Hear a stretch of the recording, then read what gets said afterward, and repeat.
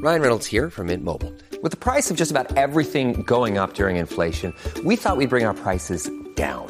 So to help us, we brought in a reverse auctioneer, which is apparently a thing. Mint Mobile Unlimited Premium Wireless. How to get 30, 30, bit to get 30, bit to get 20, 20, 20, bit to get 20, 20, bit to get 15, 15, 15, 15, just $15 a month? Sold! Give it a try at mintmobile.com/switch. $45 up front for 3 months plus taxes and fees. Promo rate for new customers for limited time. Unlimited more than 40 gigabytes per month. Slows full terms at mintmobile.com. It is normal for all bodies, but I think women especially need to hear this, is that it is normal for you to gain weight as you age, that is normal and protective, which is like a whole nother episode, but it is healthy for us to change. And for us to gain weight. And that is normal. We don't talk nearly enough about what is realistic for a woman's body. You're listening to Make Some Noise podcast, episode number 444 with guest Megan Hadley.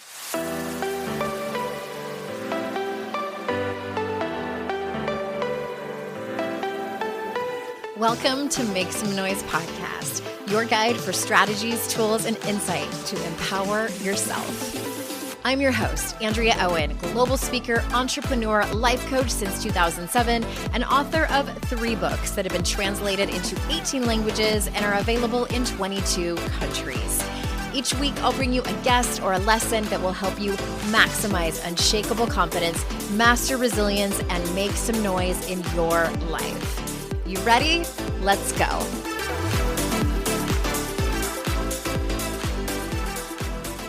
Hey everyone, welcome to another episode of the podcast. I'm so glad that you are here.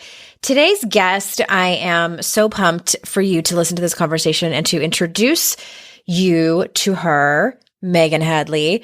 Not only is Megan an amazing registered dietitian, and she's also, I have the pleasure of calling her my friend. We have gone and had lunch/breakfast a couple of times since we met on the show. She's local to me. And since I don't meet a whole lot of people who kind of work in the same field as I do, who live right here, I always get really excited. I'm like, can we be friends, please? Can we please be friends? And thankfully, I would have been embarrassed if she would have said no, but thankfully she said yes. So I'm going to tell you a little bit about her in just a minute. Also, if you are wanting to work with me, then there's 2 ways to do that. You can either work with me privately. You can head on over to andreaowen.com/apply. There's an application. This is where we get to know you a little bit better. You probably will get to know you a little bit better because we ask you questions to just narrow down what exactly your goals are to make sure that we match you with the right person, because I have 2 amazing lead coaches, Liz and Sabrina, who might be the best fit for you, or it might be me. We'll see. andreaowen.com/apply. We also have room at the Daring Way retreat that I'm hosting in September in Asheville, North Carolina. I cannot wait for that. All the information that you need to know is at andreaowen.com/retreat. And if you have any questions about any of those, feel free to shoot us a message. You can use the contact page on the website. That way I don't give you like 17 different directions for you to go to. All right, let me tell you a little bit about our guest today. Speaker and writer Megan Hadley, MS, RDN, and LDN, is a nutrition therapist and owner of Simple Nutrition, a nutrition counseling practice in Greensboro, North Carolina, and founder of Fork the Rules, a membership for people who have decided not to diet. She believes that all bodies are good bodies and that from cake to kale, all foods are good foods.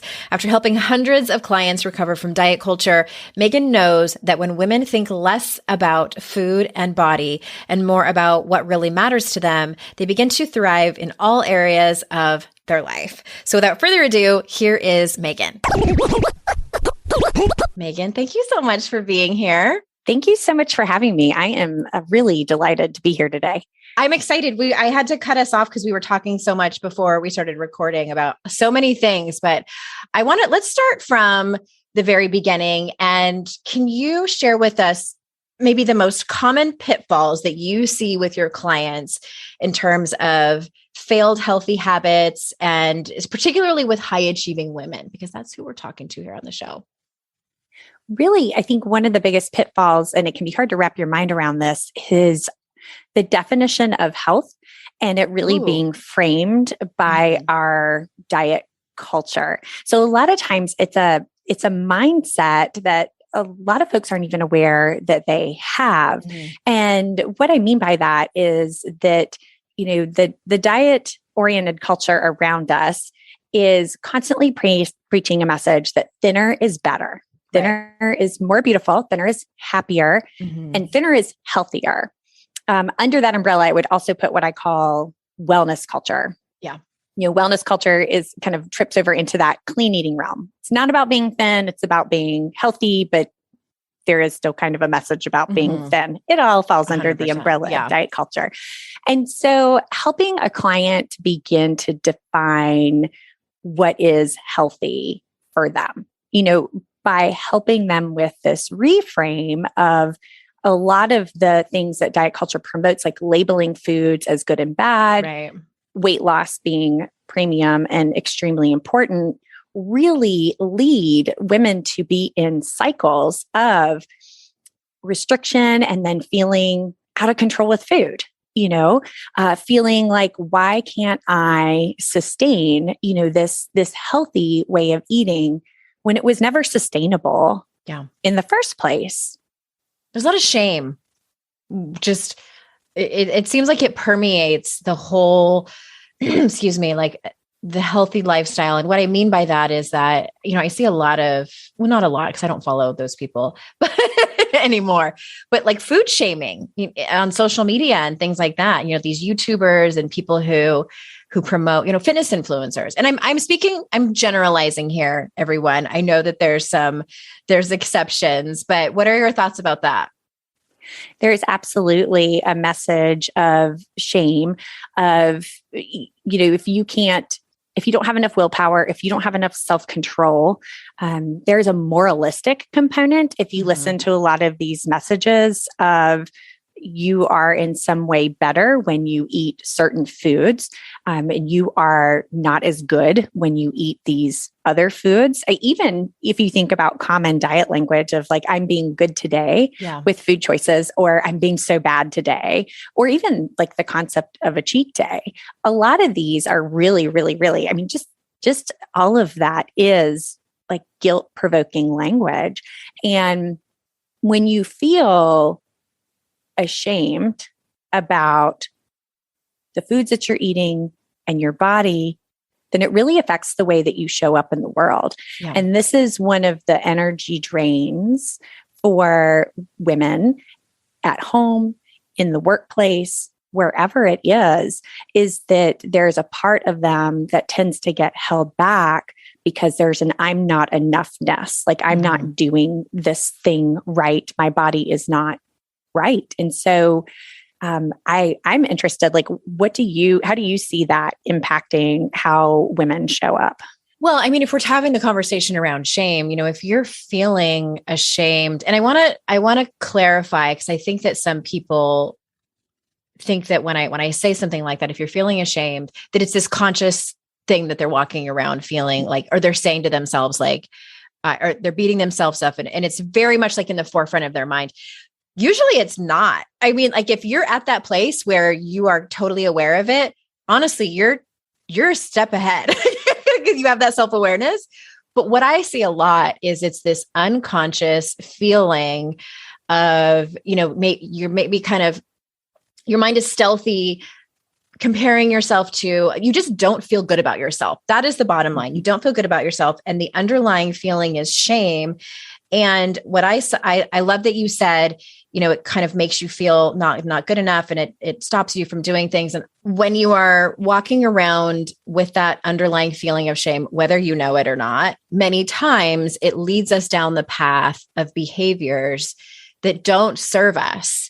So that's when we might binge, and I don't want to say foods are good or bad, like you were saying, but like for me, donuts. I love donuts. If I have 3 donuts, I feel like total shit. Like, my body is just like, oh my God, what have you done? And this used to not be the case. This really has started to happen as I've gotten older and passed into my mid 40s. But anyway, all that to say is that shame is so insidious that it can not only make us feel bad, but push us into behaviors where we're trying to find relief and it ends up kind of kicking us in the ass, if you know what I mean.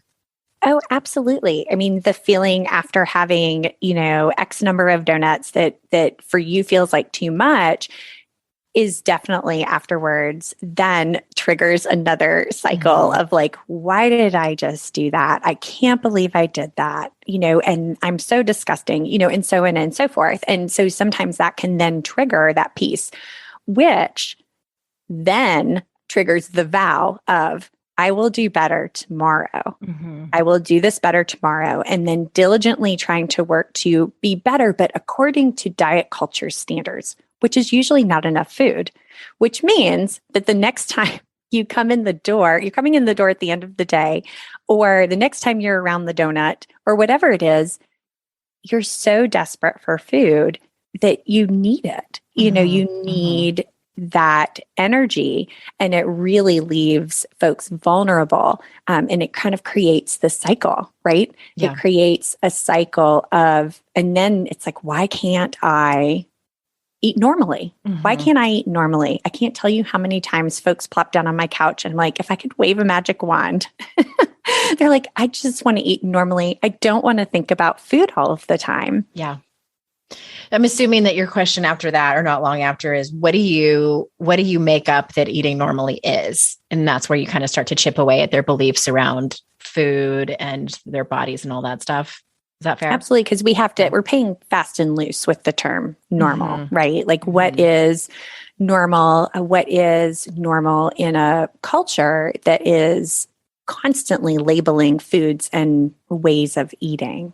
Yeah. So what is normally, and a lot of times it's really is that piece of like, I don't want to be thinking about food and my body all the time.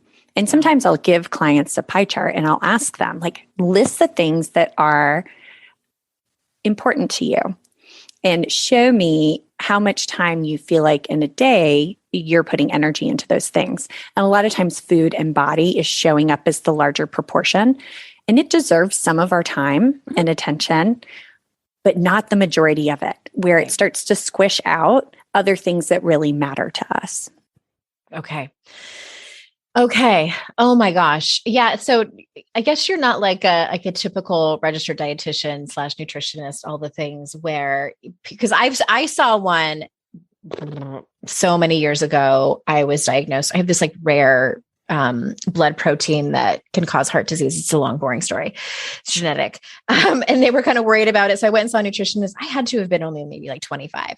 And it was just about food. Like she didn't ask me anything about my body or restricting or my relationship with food. It was just about like, here's what you should eat. Here's what you should not eat. I'm assuming that's backwards for you, right? Like, yes, I am way more concerned about what it is you're doing with food and how you feel about foods and how you feel about your body. And then also what somebody might be experiencing with their energy, with their GI tract.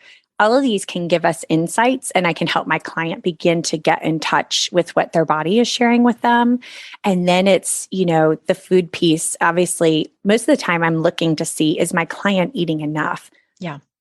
Because of what's portrayed to us as what is a normal amount of food, I find more often than not that people are not eating enough.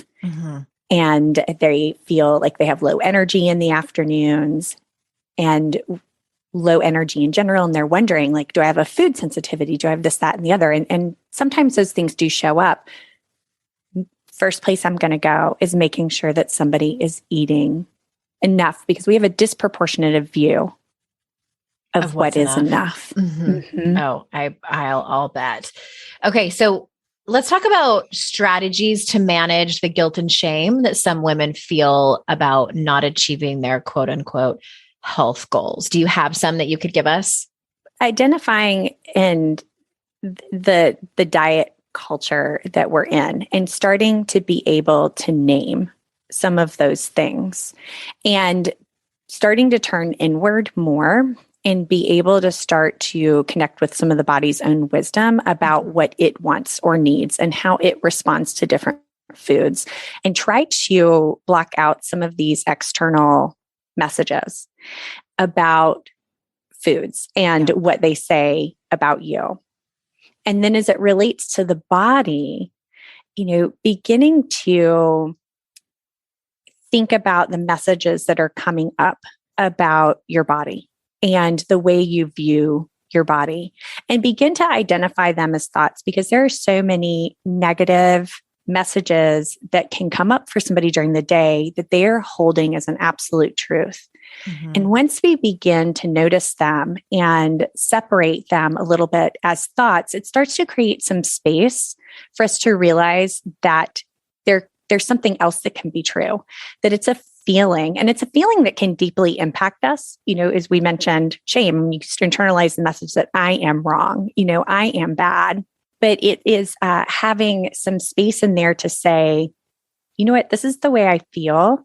And yes, that deeply hurts me and I feel bad about this. And I also realize that this is a feeling, not a truth. Mm-hmm. And start to create some space in there to be able to do some work of acceptance can go a long way towards helping you connect with your body more when you don't believe your body is all bad.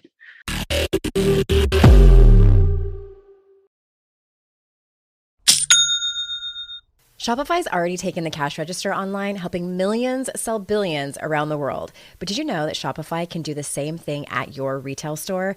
Give your point of sale system a serious upgrade with Shopify.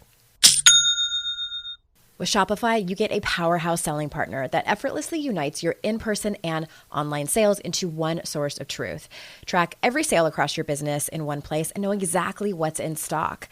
Connect with customers inline and online. Shopify helps you drive store traffic with plug-and-play tools built for marketing campaigns from TikTok to Instagram and beyond.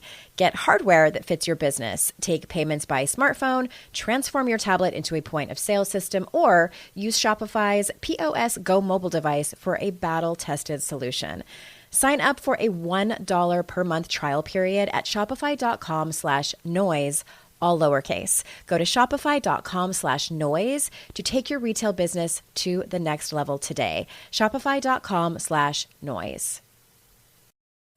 Today's podcast is sponsored by MIDI Health. Ladies, are you over 40 like me and dealing with hot flashes, insomnia, brain fog, moodiness, some vaginal dryness, or weight gain? Don't just accept it as part of aging. These symptoms are often linked to hormonal changes during perimenopause and menopause. At MIDI Health, they get it. Their experts know what you're going through and how to help. MIDI clinicians are menopause specialists offering safe, effective, FDA-approved solutions. And guess what? MIDI Care is covered by insurance. So stop pushing through it alone. Schedule a virtual visit and dive deep into your unique symptoms and health background. You'll walk away feeling heard and with a plan to start feeling better. Visit MIDI Health today and reclaim your well-being. You deserve to feel great. Book your virtual visit today at joinmidi.com. That's joinmidi.com.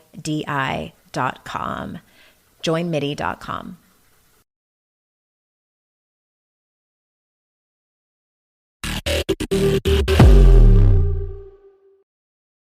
I love that. I'm assuming there's several strategies and people have to kind of find the right ones that work the best for them. I know something that helped me so much, and I have a long history of just disordered eating, restricting, poor body image, all that stuff. Join the club. I saved y'all a seat. And I've come a long way. But one of the things that I did, and this was only maybe, 6 or 7 years ago, is I looked at who and what I was following online. And, it's like, what am I consuming? Because I think not only are we consuming food and sustenance, but we're consuming media all the time. A lot of it we have no control over. Like, we're just bombarded constantly by ads and things like that. Like, the stats are crazy, like how much we see that's in the form of advertising that we don't even realize.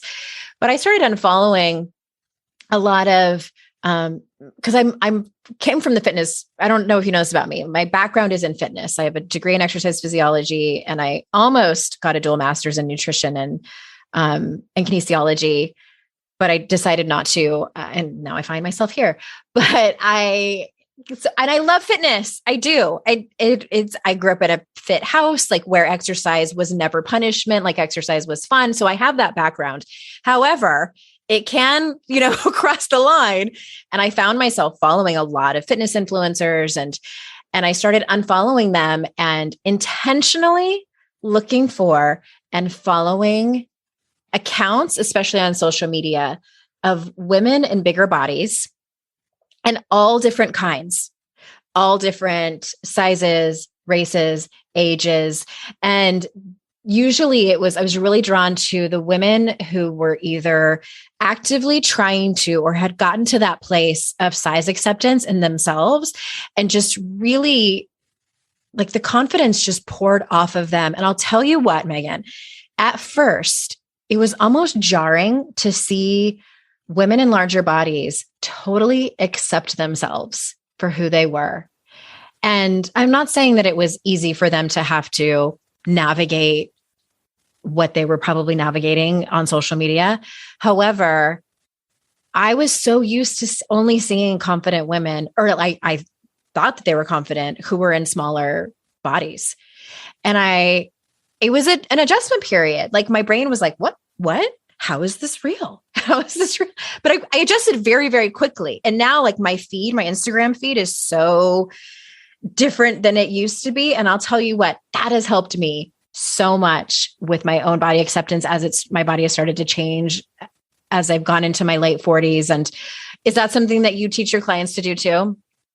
Absolutely. And actually, I have a list of accounts. If you want me to send it to you, you could link in the show notes. Yeah. I actually last year did a new year, new feed challenge and I thought you were going with like what to mute and what to take out, but you are so right that one of the best ways to challenge our own implicit bias, because fat phobia is everywhere, right? Oh, yeah. Mm-hmm. And this is the message that regardless of what size body you are in, mm-hmm.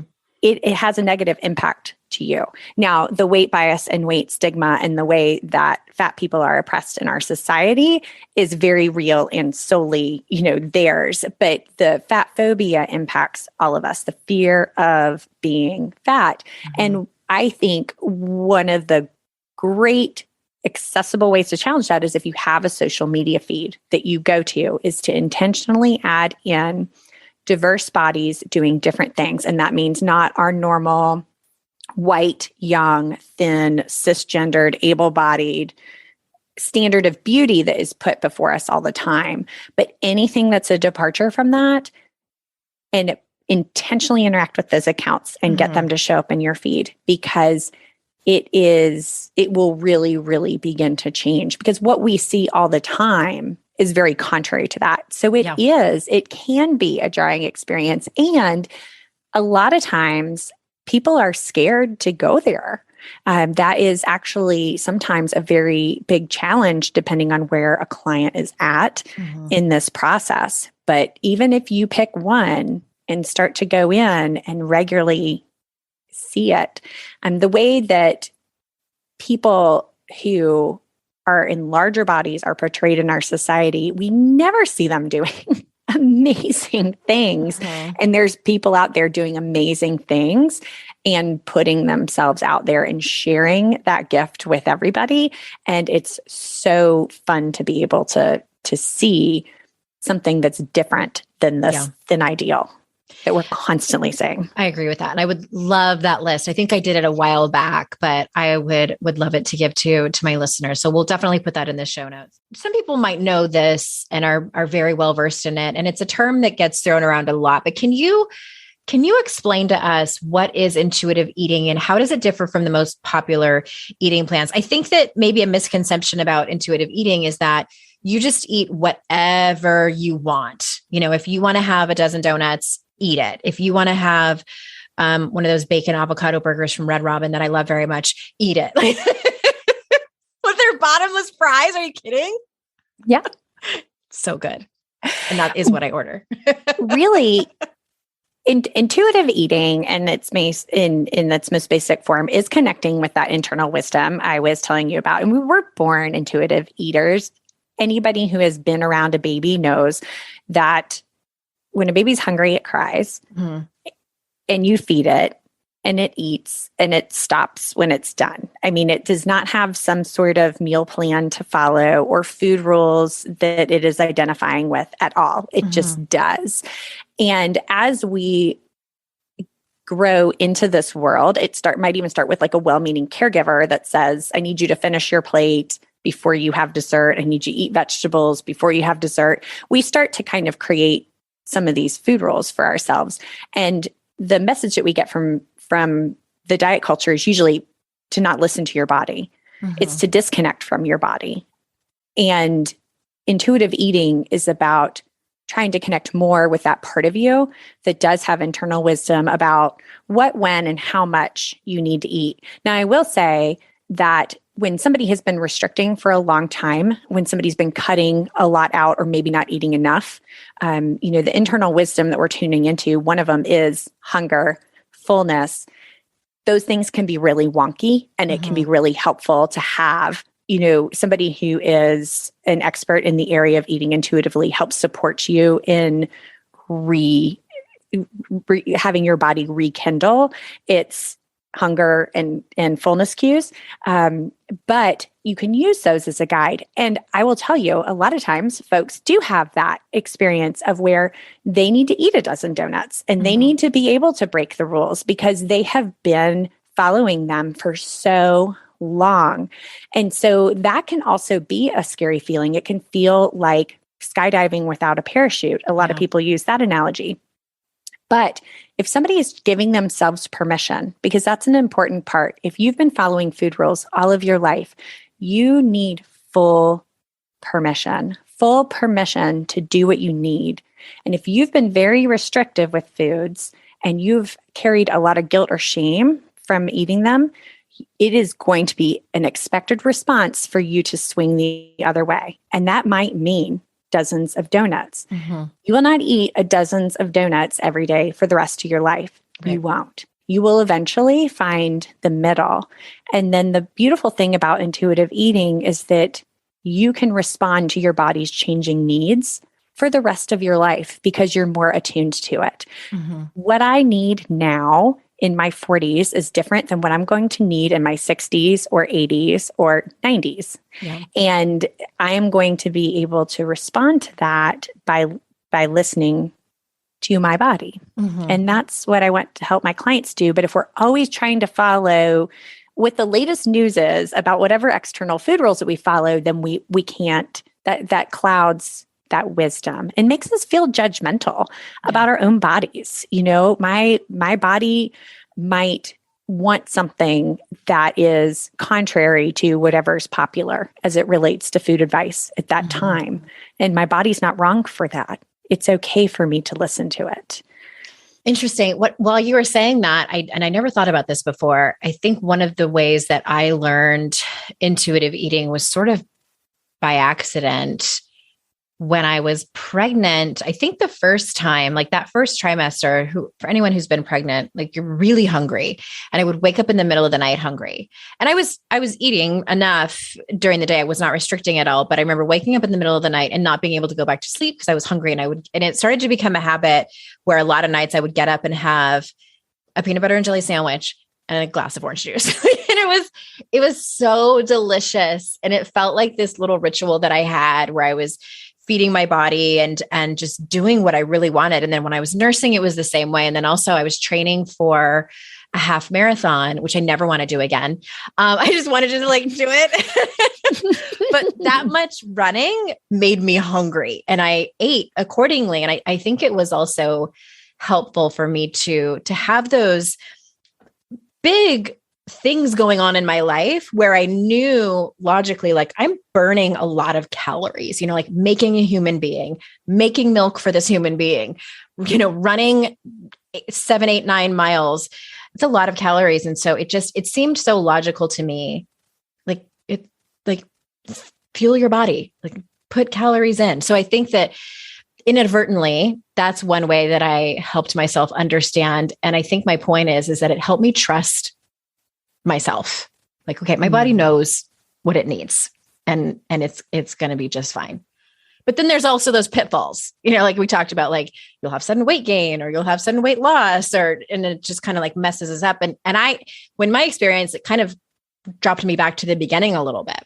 Body trust is a big part of this. And the messages that we get are not to trust our bodies, whether it relates to food, movement, so on and so forth. But in general, it's that disconnect from body message. We have certain expectations about how much we should sleep and when we should sleep. And, there's a lot of different areas that this applies to. So relationships and sex and everything. Yeah. Consent. Yeah. All of it, it trusting our bodies. And it sounds like you had, some of these experiences where you were trusting that you needed more food and you followed it and you realized afterwards that like you were okay. Like, I'm okay. It's okay. This went well. Like this was fine. And my body like essentially was saying, thank you. Yeah, absolutely. But our brains, sometimes will say, alert, like this is different. This is not okay. This is not what keeps us safe. This is not what being able to challenge that and take our body through some of these lived experiences of this is okay. If I eat 12 donuts, I will be okay. Like I will survive. And I think a lot of times folks hear, that having permission with foods is so contrary to the message that we get about food, that's what they hear is that, like you mentioned before, that intuitive eating is just eating, all the foods that diet culture is deemed as bad all day long. No, like I'm equally as concerned for the person who is eating, dressingless salads, grilled chicken breasts, and sweet potatoes all day as somebody who would have an imbalance the other way. Neither one are good for us for the long run. It's important to also remember that we can be disproportionate of nutrients by following some of what has been deemed as good by diet or wellness culture. Not to mention the fact that is a surefire way to make sure that you have experiences that you would constitute as binge eating or overeating with you, if you will. Overeating feels judgmental because are you overeating if you're just making up for food that you withheld from yourself before? No, but that I think we all know what that experience feels like when we're like, I need all the food. So in the aftermath, like the stomach ache and all that stuff. Okay. So what can you tell us and you may have already mentioned it, but I just want to make sure that it's super clear. Like, what is the first step toward a healthy relationship with our bodies and with food? So if someone is just like light bulbs are going off and they're like, okay, I need to really put some intention and effort and attention into this topic. Like, what is the first step toward that? The first step is to observe, is to start making some observations about your body without changing things. Notice what it is that you're doing now. How many food rules are coming up that are dictating the way that you're eating? Are you hungry at times and you aren't honoring that because you don't feel like you should be hungry, or you want to finish this task first, or, you're not keeping food on hand so that it's accessible to you, whatever it might be. Just begin to notice some of those things first and make some observations, and then maybe make some decisions about what are some things that I want to experiment with. Do I want to make sure that I keep, a snack in my bag, or I've created a rule for myself that I can't ever have chips with my sandwich at lunch. And I always am eating these relatively unsatisfying other crunchy things. And I would really like to try to experiment with playing with that food rule. Chips are delicious. Chips are so delicious. Begin to decide what feels like a good next step. I always encourage clients that is to look for those spaces where you're not honoring your hunger first. If that can be so helpful. Having enough food is so helpful towards expanding into having more and different satisfying foods and challenging some of those food roles.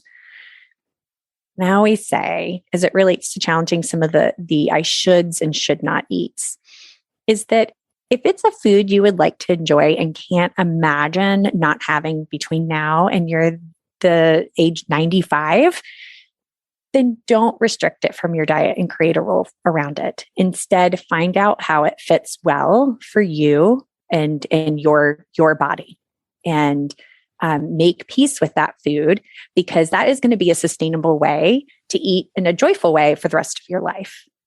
Okay. I love that it's kind of a baby step, but it's a big baby step, if that makes any sense. Like, it's both. It's so important, but also I love that you're not asking people to take any massive action right from the get-go. It's just an observation at first. Just notice. Yes, absolutely. Just notice. And because the diet mentality would tell you to jump in and fix a bunch of things, right? I mean, that's it. Anybody who's had a history of dieting gets exhilarated by, at first, counting all the things, fantasizing about body changes, fantasizing about the way that you feel. And so intuitive eating has definitely been co-opted by diet culture as well. And that's something to be aware of. If any of your listeners are going to start looking for intuitive eating, definitely notice. Okay. What should people look for? Talking about it, they need to look for actual permission around food. Sometimes I call hitting the brake and the gas. People are like, yes, eat all the things, but not really. Permission around food is important. And it's somebody who's challenging, fat phobia and is anti-diet and fat positive is important part of the process. Otherwise, you're going to get some of that, hitting the brake and the gas at the same time experience. And so that permission piece is so important. And a lot of conversation about weight and set point weights and so on and so forth might be somebody who is using intuitive eating more so as a diet. This noticing what's going on first is such an important step in the process, to be able to connect with what does hunger feel like in your body? What does fullness feel like in your body? Where are you getting really, really, really hungry? Because when really, really hungry is almost always going to lead to really, really, really full. Yeah. And how can you tend to that hunger in a better way so that you are more evenly nourished and satisfied throughout the day? And then start to tweak some of those things. But the observation is usually the first thing I have clients do before we start making any changes.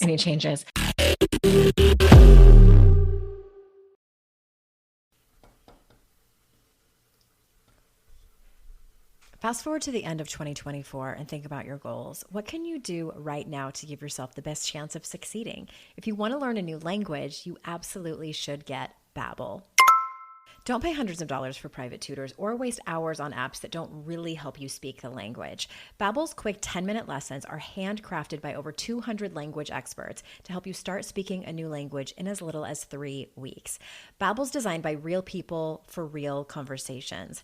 Studies from Yale, Michigan State University, and others continue to prove Babbel is better. One study found that using Babbel for 15 hours is equivalent to a full semester at college. Now it's so easy to speak simple conversation phrases with the guy that takes care of my lawn without having to consult language apps. Here's a special limited time deal for our listeners. Right now, get up to 60% off your Babbel subscription, but only for our listeners at babbel.com/noise. Get up to 60% off at babbel.com/noise, spelled BABBEL.com/noise. Rules and restrictions may apply.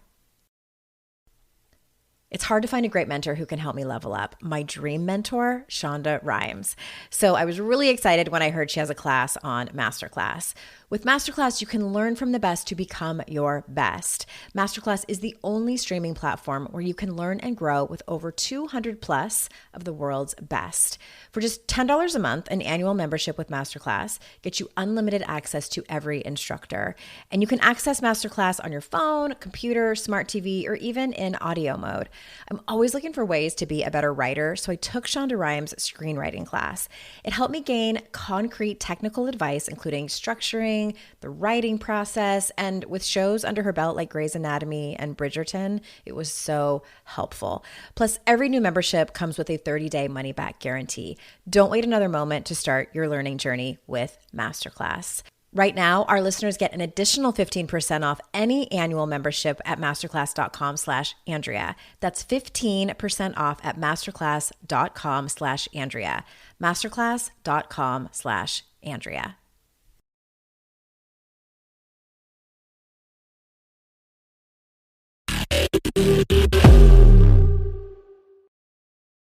Okay, well, now you got me curious about something you said. In your opinion, is there such a thing as a particular person's set weight?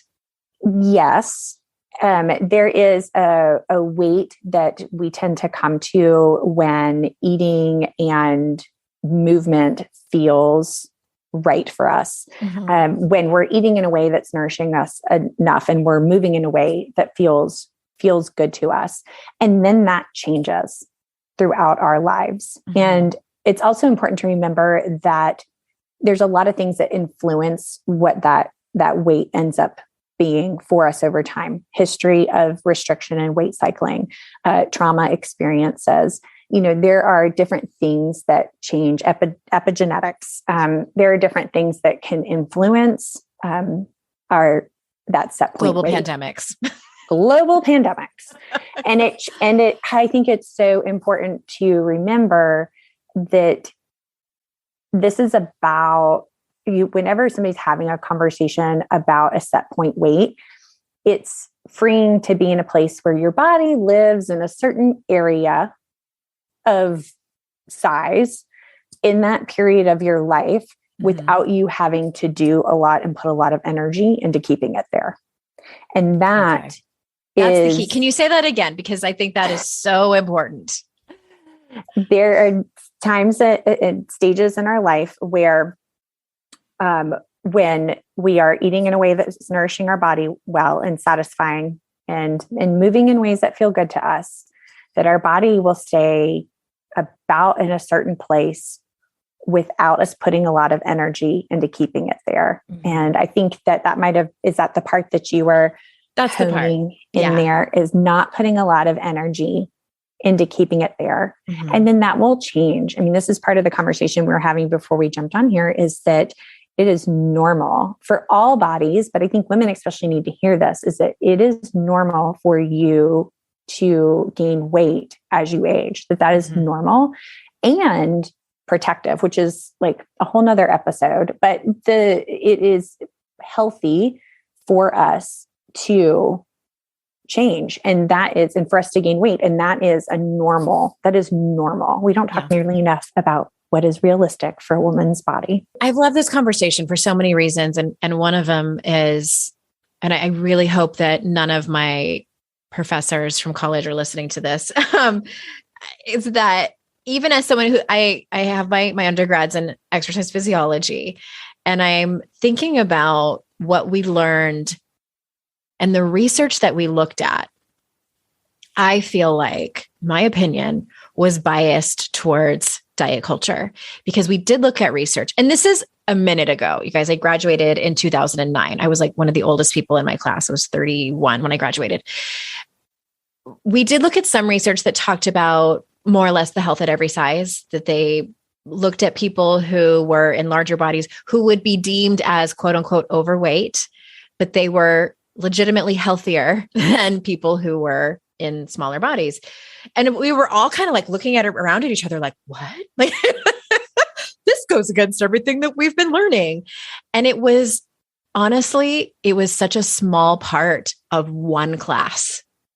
And the rest of it, we were looking at, because we lose, what is it, about 10% of our muscle tone each year when we reach a certain age. And I've noticed that, like, my husband's like, are those your legs or are you riding a chicken? Like, my legs, they're so white and they're like popsicle sticks. Like, my muscle tone has said goodbye. And so what we learned was that, you have to keep lifting weights. And I know, and I still lift weights, and I know that it actually is important, especially for our bones, et cetera, et cetera. But the angle that I learned it was like, if you don't it was very fear-based. Like if you don't keep that muscle tone, and you have to work really hard, like to keep the same amount of muscle that we had on our body as we did when we were like in our 20s and 30s, then you're going to like break a femur, like it was very fear-based. And I still remember looking at all those images of, the scans of muscles. And it's like, oh my God, like if I'm not doing CrossFit when I'm 70, I'm doomed. I'm going to break a hip. Like when the truth is, if I do CrossFit is what's going to make me break a hip. I can't do CrossFit because I have a bad shoulder. But anyway, you get what I'm saying. Like, even though it was a college degree that meant health, it was biased. It totally was. It is. And so was my education. I mean, as a dietitian, I am. And I'm really fascinated that health at every size was even discussed. They didn't call it that. They didn't call it that. I learned later what that was actually kind of pointing to. Yeah. And it was a very minuscule amount of what we looked at.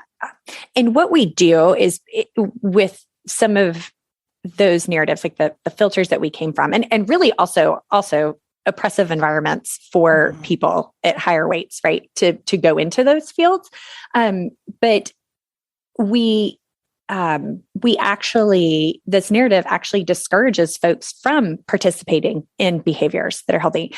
Movement that is something that your body can do and feels good to your body benefits our health and well-being. It absolutely does. But we've created, a narrative around movement that makes you feel like you can't. And so this is one of the things I love that pops up, on, Instagram or TikTok nowadays, is that you are seeing people in all different size bodies moving their bodies in all of these incredible ways. Doing yoga, pole dancing. It's amazing. Absolutely. I think the most recent cover from Runner's World has Marcus, I can't remember his last name. He's 300 pounds and running on Instagram. He's on the cover, and the shame, the fat phobia, the fat shaming, the weight stigma actually discourages people from going out and doing some of these things. It starts to make you feel like that's not for me. Right.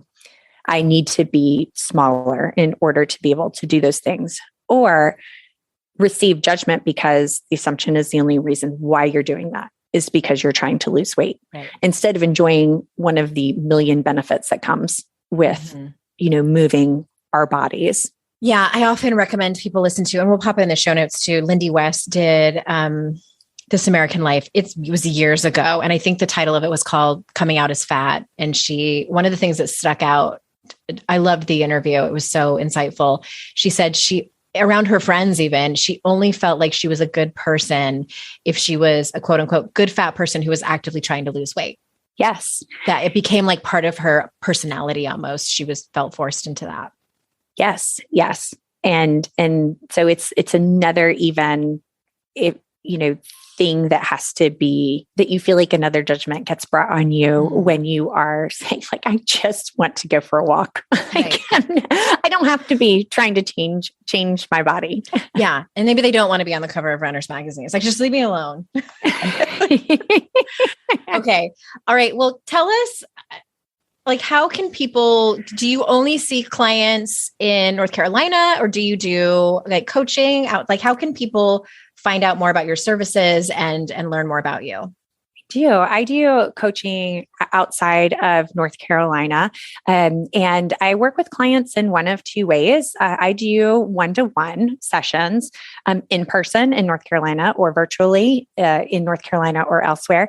And I also work with folks in membership we created called Fork the Food Rules. When I say we, I have a colleague, Fork Laura, the Food Rules. Love that. I had to have a moment with that. Okay. Tell us about Fork the Food Rules. It is called Fork the Food Rules. And we post a monthly masterclass talking about these topics and unpacking them more. We do a monthly masterclass and live discussion with folks that are in the membership. They can have access to the masterclass if live isn't their thing, but for the folks that come and we interact within community with one another, it's such an awesome experience and I see incredible results towards people achieving food freedom, making advances in their body acceptance, which, like we started this all off with, helps you show up better in the world, right? You start seeing improvements in all other areas, whether it be, sexual intimacy to just bravely going ahead and doing things that you have been putting off until you lose weight. Mm-hmm. So it's a beautiful place to interact in the membership. And that's like a monthly subscription. Try it out, cancel it anytime. So those are the two ways that I work with folks, one-to-one or similar things that we talk about and unpack one-to-one, but more so in a choose your own adventure or interact with other people who are saying like, yeah, me too. I'm tired of people talking about diets at work when I'm like trying to work on connecting with my body more. Okay, awesome. SimpleNutritionCounseling.com. And then the link to Fork the Food Rules is in that website. And we'll link to all of that in the show notes. Thank you so much for being here. This has been so fun. Thank you so much for having me.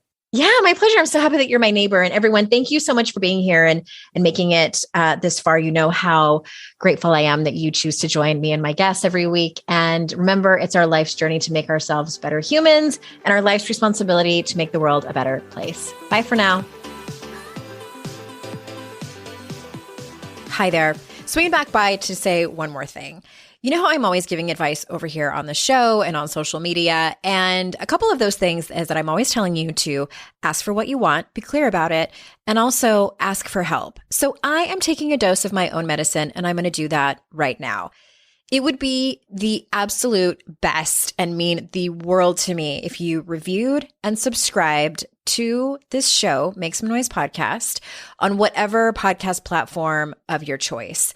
And even more importantly, it would matter so much if you shared this show. Sharing the show is one of the few ways the podcast can grow, and that also gives more women an opportunity to make some noise in their lives. You can do that by taking a screenshot when you're listening on your phone and sharing it in your Instagram or Facebook stories. If you're on Instagram, you can tag me at HeyAndreaOwen, and I try my best to always re-share those and give you a quick thank you DM.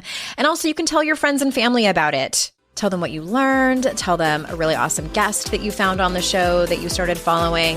Whatever it is, I appreciate so much you sharing about this show.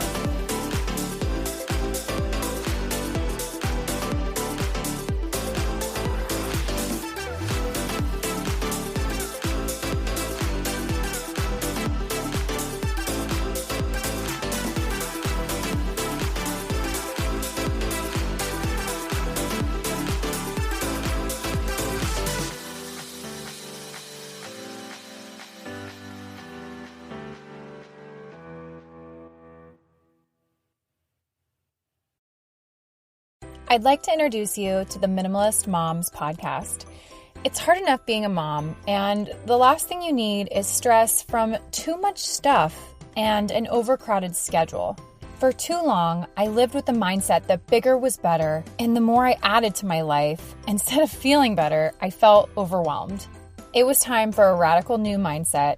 Less is more.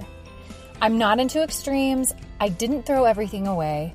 My brand of minimalism is more about adding than subtracting. Get rid of the excess to make room for what you love. In other words, it's about living life with purpose. I hope you'll listen in, and my guest and myself can inspire you to think more and do with less. The Minimalist Moms podcast, available wherever you listen to podcasts.